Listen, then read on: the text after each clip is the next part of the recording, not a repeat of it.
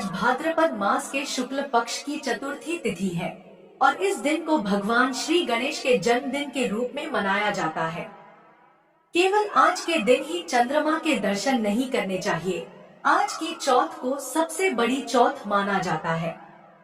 आज के दिन चौथ माता की कथा चंद्रमा को देख लेने से जो कलंक लगता है, उस कलंक को दूर करने की कथा और गणेश भगवान की कथा को सुनने से समस्त पाप और संकट कट जाते हैं तथा मनोकामनाओं की पूर्ति होती है। तो आज मैं आपको सुना रही हूँ गणेश चतुर्थी की बड़ी ही दुर्लभ कथाएं। इन कथाओं को बड़ी ही श्रद्धा और प्रसन्नचित्त मन से पूरा अवश्य सुनिएगा। आइए सबसे पहले श्रवण करते हैं चौथ माता की कथा। एक नगर में एक बूढ़ी माँ रहती थी। वह अपने बेटे की सलामती के लिए 12 महीनों की चौथ का व्रत करती थी। हर चौथ को पंसारी से थोड़ा सा गुड़ और घी मिलाकर 4 लड्डू बनाती, एक बेटे को देती, एक से पूजा करती, एक हत्का के लिए निकालती और एक चांद उगने पर खुद खा लेती थी। एक बार उसका बेटा ताई से मिलने गया तो ताई ने वैसाखी चौथ का व्रत रखा था। ताई से पूछा, माँ तो 12 चौथ रखती है। ताई बोली, तेरी माँ तेरी कमाई से तरमाल खाने के लिए 12 चौथ रखती है। तू परदेश जाए तो वह एक भी चौथ नहीं करेगी। लड़के को लगा ताई सच कह रही है। घर आकर उसने अपनी माँ से कहा, माँ मैं परदेश जा रहा हूँ, यहाँ तो मेरी कमाई खाने पीने में ही उड़ा देती है। माँ ने समझाकर उसे रोकना चाहा पर बेटा नहीं माना। माँ ने उसे साथ ले जाने के लिए चौथ माता की आंखें दिए और कहा, मुसीबत में यह आंखें तेरी मदद करेंगी। वह आंखें लेकर रवाना हो गया। घूमते हुए एक नगर में पहुंचा तो उसने देखा एक बूढ़ी माँ रोती जा रही है और पुआ बनाते जा रही है। उसने उस बूढ़ी माँ से कारण पूछा तो बूढ़ी माँ ने कहा, बेटा इस नगर की पहाड़ी पर एक दैत्य रहता है। पहले वह नगर में आकर कई लोगों को खाने के लिए मार देता था, लेकिन अब राजा हर घर से एक आदमी दैत्य के पास भेजता है और आज मेरे बेटे की बारी है, इसलिए मैं रो रही हूँ और उसी के लिए पुए बना रही हूँ। बूढ़ी माँ की बात को सुनकर वो बोला, तो पुए मुझे खिला दे, तेरे बेटे की जगह मैं चला जाता हूँ। फिर क्या था, बूढ़ी माँ ने खीर पुए उसे खिला दिए और खा पीकर वह सो गया। रात को राजा के सैनिक आए तो बूढ़ी माँ ने उसे भेज दिया। दैत्य के सामने पहुंचने पर उसने चौथ माता की आंखें दैत्य की तरफ फेंक कर कहा, है चौथ माता, यदि मेरी माँ मेरी सलामती के लिए आपका व्रत करती है तो दैत्य का सिर कटकर गिर जाए। फिर तुरंत ही दैत्य का सिर कटकर जमीन पर गिर गया। लड़का वापस आ गया। राजा ने उस लड़के को अपने दरबार में बुलाया और सम्मान सहित उपहार देकर विदा किया। चलते चलते वह एक दूसरे राजा के नगर में पहुंचा। इस राज्य में आवा तभी पकता था जब एक इंसान की बलि दी जाती थी। सिपाहियों ने उसे पकड़कर आवे में चुन दिया। लड़के ने आंखें आवे में डाला और कहा, है चौथ माता, यदि मेरी माँ मेरे लिए व्रत करती है तो आवा मेरी बलि लिए बिना ही झट से पक जाए। ऐसा कहते ही आवा तुरंत पक गया। आवे में से मिट्टी की जगह सोने चांदी के बर्तन निकले। अंदर से लड़का बोला, बर्तन धीरे धीरे निकालना, नहीं तो मुझे लग जाएंगे। राजा ने उसे निकलवाया और पूछा, इस आवे से तुम बच कैसे गए? लड़के ने बताया कि उसकी माँ चौथ माता का व्रत करती है, व्रत के कारण ही वह बच पाया है। राजा को तब विश्वास नहीं हुआ। उसने एक चांदी की सुराही मंगवाई और कहा कि सुराही की नली से निकल कर दिखाओ, तभी मुझे विश्वास होगा। लड़के ने चौथ माता को याद करके आंखें सुराही में डाल दिया और कहा, मैं भंवरा बनूं, सुराही से निकलूं। लड़का तुरंत भंवरा बनकर सुराही से निकल गया। तब राजा ने खुश होकर राजकुमारी की शादी उसके साथ करवाई और सभी लोगों को चौथ माता का व्रत करने को कहा। उसे माँ की याद आई। उसने राजा के पास जाकर खुद के नगर जाने की इच्छा जाहिर की। राजा ने रथ, घोड़ा, हाथी और खूब सारा दान दहेज देकर उन्हें विदा किया। चौथ के दिन वह अपने नगर पहुंचा। वह अकेला पंसारी के यहाँ माँ का इंतजार करने लगा। सोचा चौथ है तो माँ यहाँ जरूर आएंगी। थोड़ी देर बाद लकड़ी टेकती हुई माँ आती दिखी। उसकी माँ की आंखों में कमी आने के कारण दिखना कम हो गया था। लड़के ने जानबूझकर पैर दबा दिया और जानबूझकर उस स्त्री के बेटे को अपशब्द कहने लगा। माँ ने उसे नहीं पहचाना और कहने लगी, भैया मुझे चाहे कितनी गाली दे दो पर मेरे बेटे को कुछ मत कहना। यह सुनते ही बेटा माँ के चरणों में गिर पड़ा और कहा, माँ तेरा ही बेटा हूँ, मुझे माफ कर दो। तब माँ ने उसे गले से लगा लिया। नगर के लोगों ने विश्वास नहीं किया कि वह उसी का बेटा है। बूढ़ी माँ ने चौथ माता को याद करके कहा, है चौथ माता, यदि मैं अपने बेटे के लिए व्रत करती हूँ तो मेरे स्तन में दूध भर जाए और उसकी धार मेरे बेटे के मुख में गिरे। बूढ़ी माँ के इतना कहते ही स्तनों से दूध की धार निकलकर बेटे के मुंह में गिरने लगी। गांव के सभी लोग चौथ माता की जय जयकार करने लगे। उस नगर के सभी लोग चौथ माता का व्रत करने लगे। हे चौथ माता, जैसा बूढ़ी माँ और उसके बेटे की सहायता की वैसे हमारी भी करना। कहानी कहने सुनने और हुंकारा भरने वालों पर अपनी कृपा करना। बोलिए चौथ माता की जय। अब आइए श्रवण करते हैं गणेश चतुर्थी की पौराणिक कथा। श्री गणेश चतुर्थी व्रत की पौराणिक कथा के अनुसार एक बार भगवान शिव तथा माता पार्वती नर्मदा नदी के किनारे बैठे थे। वहां माता पार्वती ने भगवान शिव से समय व्यतीत करने के लिए चौपड़ खेलने को कहा। भगवान शिव चौपड़ खेलने के लिए तैयार हो गए, परंतु इस खेल में हार जीत का फैसला कौन करेगा, यह प्रश्न उनके समक्ष उठा। तो भगवान शिव ने कुछ तिनके एकत्रित कर उसका एक पुतला बनाकर उसकी प्राण प्रतिष्ठा कर दी और पुतले से कहा, पुत्र, हम चौपड़ खेलना चाहते हैं, परंतु हमारी हार जीत का फैसला करने वाला कोई नहीं है, इसीलिए तुम बताना कि हम दोनों में से कौन हारा और कौन जीता। उसके बाद भगवान शिव और माता पार्वती का चौपड़ खेल शुरू हो गया। यह खेल 3 बार खेला गया और संयोग से तीनों बार माता पार्वती जीत गई। खेल समाप्त होने के बाद बालक से हार जीत का फैसला करने के लिए कहा गया, तो उस बालक ने महादेव को विजय बताया। यह सुनकर माता पार्वती क्रोधित हो गई और क्रोध में उन्होंने बालक को लंगड़ा होने तथा कीचड़ में पड़े रहने का श्राप दे दिया। बालक ने माता पार्वती से माफी मांगी और कहा कि माता, मुझसे अज्ञानतावश ऐसा हुआ है, मैंने किसी द्वेष भाव में ऐसा नहीं किया। बालक द्वारा क्षमा मांगने पर माता पार्वती ने कहा, यहाँ गणेश पूजन के लिए नाग कन्याएं आएंगी, उनके कहे अनुसार तुम गणेश व्रत करना, ऐसा करने से तुम मुझे प्राप्त करोगे। यह कहकर माता पार्वती भगवान शिव के साथ कैलाश पर्वत पर चली गई। 1 वर्ष के बाद उस स्थान पर नाग कन्याएं आईं। तब नाग कन्याओं से उस बालक ने श्री गणेश के व्रत की विधि मालूम की। तत्पश्चात उस बालक ने 21 दिन लगातार गणेश जी का व्रत किया। उसकी श्रद्धा से गणेश जी प्रसन्न हुए। उन्होंने बालक को मनोवांछित फल मांगने के लिए कहा। उस बालक ने कहा, हे विनायक, मुझ में इतनी शक्ति दीजिए कि मैं अपने पैरों से चलकर अपने माता पिता के साथ कैलाश पर्वत पर पहुंच सकूं और वे हमें देखकर प्रसन्न हो जाएं।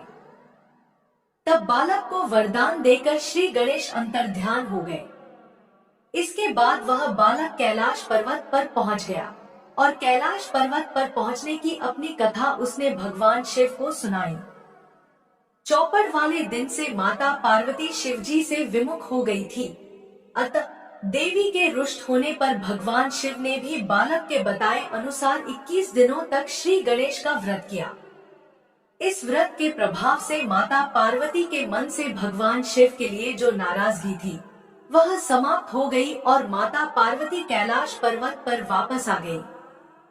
वहां पहुंचकर पार्वती जी ने शिवजी से पूछा, हे स्वामी, आपने ऐसा कौन सा उपाय किया जिसके फलस्वरूप मैं आपके पास भागी भागी आ गई हूँ। शिव जी ने गणेश व्रत का संपूर्ण वृत्तांत उनसे कह दिया। तब पार्वती जी ने अपने पुत्र कार्तिकेय से मिलने की इच्छा से 21 दिन पर्यंत 21 21 की संख्या में दूर्वा पुष्प तथा लड्डुओं से गणेश जी का पूजन किया।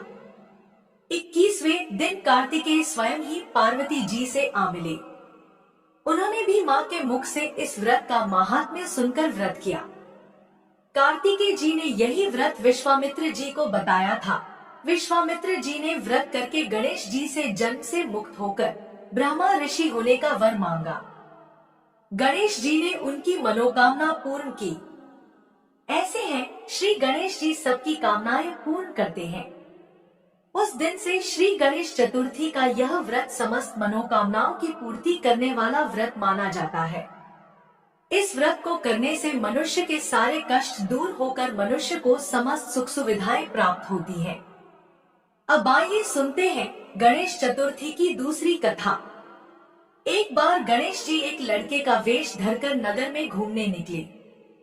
उन्होंने अपने साथ में चुटकी भर चावल और चुल्लू भर दूध ले लिया। नगर में घूमते हुए जो भी मिलता उससे खीर बनाने का आग्रह करते थे। बालक बने गणेश जी बोलते, माई खीर बना दे, और लोग सुनकर हंसते। बहुत समय तक घूमते रहे लेकिन कोई भी खीर बनाने को तैयार नहीं हुआ। किसी ने यह भी समझाया कि इतने से सामान से खीर नहीं बन सकती, पर गणेश जी को तो खीर बनवानी थी। अंत में एक गरीब बूढ़ी माँ ने उन्हें कहा, बेटा चल मेरे साथ चल, मैं तुझे खीर बनाकर खिलाऊंगी। गणेश जी उसके साथ चले गए। बूढ़ी अम्मा ने उनसे चावल और दूध लेकर एक बर्तन में उबालने के लिए चढ़ा दिए। दूध में ऐसा उफान आया कि बर्तन छोटा पड़ने लगा। बूढ़ी अम्मा को बहुत आश्चर्य हुआ और कुछ समझ नहीं आ रहा था। अम्मा ने घर का सबसे बड़ा बर्तन रखा, वह भी पूरा भर गया। खीर बढ़ती ही जा रही थी, उसकी खुशबू भी चारों ओर फैल रही थी। खीर की मीठी मीठी खुशबू के कारण अम्मा की बहू के मुंह में पानी आ गया। कटोरी में खीर निकाली और दरवाजे के पीछे बैठकर बोली, ले गणेश तू भी खा मैं भी खाऊं, और खीर खा ली। बूढ़ी अम्मा ने बाहर बैठे गणेश जी को आवाज लगाई, बेटा तेरी खीर तैयार है, आकर खा ले। तब गणेश जी बोले, अम्मा तेरी बहू ने भोग लगा दिया, मेरा पेट तो भर गया, खीर तू गांव वालों को खिला दे। बूढ़ी अम्मा गांव वालों को निमंत्रण देने गई तो सब हंस रहे थे। अम्मा के पास तो खुद के खाने के लिए कुछ है नहीं, पता नहीं गांव को कैसे खिलाएगी। पर फिर भी सब आए। बूढ़ी अम्मा ने सबको पेट भर खीर खिलाई। ऐसी स्वादिष्ट खीर उन सभी ने आज तक नहीं खाई थी। सभी ने तृप्त होकर खीर खाई, लेकिन फिर भी खीर समाप्त नहीं हुई और भंडारा भरा ही रहा। हे गणेश जी महाराज, जैसे खीर का भगोना भरा रहा, वैसे ही हमारे घर का भंडार भी सदा भरे रखना। बोलिए गणेश जी महाराज की जय। गणेश चतुर्थी के दिन सुनी जाने वाली गणेश भगवान की पौराणिक कथा। एक समय की बात है कि विष्णु भगवान का विवाह लक्ष्मी जी के साथ निश्चित हो गया। विवाह की तैयारी होने लगी। सभी देवताओं को निमंत्रण भेजे गए, परंतु गणेश जी को निमंत्रण नहीं दिया, कारण जो भी रहा हो। अब भगवान विष्णु की बारात जाने का समय आ गया। सभी देवता अपनी पत्नियों के साथ विवाह समारोह में आए। उन सबने देखा कि गणेश जी कहीं दिखाई नहीं दे रहे हैं। तब वे आपस में चर्चा करने लगे कि क्या गणेश जी को नहीं न्योता है, या स्वयं गणेश जी ही नहीं आए हैं। सभी को इस बात पर आश्चर्य होने लगा। तभी सबने विचार किया कि विष्णु भगवान से ही इसका कारण पूछा जाए। विष्णु भगवान से पूछने पर उन्होंने कहा कि हमने गणेश जी के पिता महादेव को न्योता भेजा है। यदि गणेश जी अपने पिता के साथ आना चाहते तो आ जाएं, अलग से न्योता देने की कोई आवश्यकता भी नहीं थी। दूसरी बात यह है कि उनको 1.25 मन मूंग, 1.25 मन चावल, 1.25 मन घी और 1.25 मन लड्डू का भोजन दिन भर में चाहिए। यदि गणेश जी नहीं आएंगे तो कोई बात नहीं, दूसरे के घर जाकर इतना सारा खाना पीना अच्छा भी नहीं लगता। इतनी वार्ता कर ही रहे थे कि किसी एक ने सुझाव दिया, यदि गणेश जी आ भी जाएं, तो उनको द्वारपाल बनाकर बैठा देंगे कि आप घर की देखभाल करना। आप तो चूहे पर बैठकर धीरे धीरे चलोगे तो बारात से बहुत पीछे रह जाओगे। यह सुझाव भी सबको पसंद आ गया, तो विष्णु भगवान ने भी अपनी सहमति दे दी। होना क्या था कि इतने में गणेश जी वहां आ पहुंचे और उन्हें समझा बुझाकर घर की रखवाली करने बैठा दिया। बारात चल दी। तब नारद जी ने देखा कि गणेश जी तो दरवाजे पर ही बैठे हुए हैं, तो वे गणेश जी के पास गए और रुकने का कारण पूछा। गणेश जी कहने लगे कि विष्णु भगवान ने मेरा बहुत अपमान किया है। नारद जी ने कहा कि आप अपनी मूषक सेना को आगे भेज दें, तो वह रास्ता खोद देगी, जिससे सभी देवताओं के वाहन धरती में धंस जाएंगे। तब आपको सम्मान पूर्वक बुलाना पड़ेगा। अब तो गणेश जी ने अपनी मूषक सेना जल्दी से आगे भेज दी और सेना ने जमीन पोली कर दी। जब बारात वहां से निकली तो रथों के पहिए धरती में धंस गए। सभी देवता मिलकर लाख कोशिश किए, परंतु पहिए नहीं निकले, बल्कि जगह जगह से टूट गए। किसी की समझ में नहीं आ रहा था कि अब क्या किया जाए।